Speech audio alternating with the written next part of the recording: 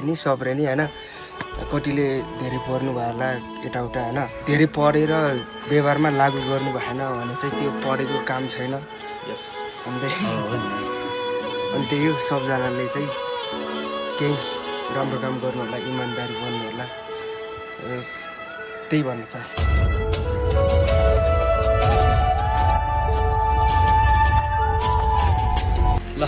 शिक्षा धेरैले हासिल गर्नु भएको छ होला भाइको भन्दा पनि तर नैतिक शिक्षा भाइले एकदमै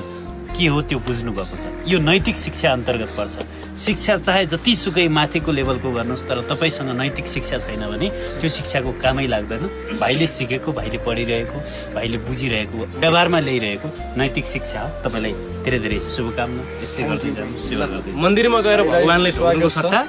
आफ्नो घरमा भएको हजुर बुवा र हजुर आमाले ढोक्नु होला थ्याङ्क यू अन्तिममा लोकेश भाइको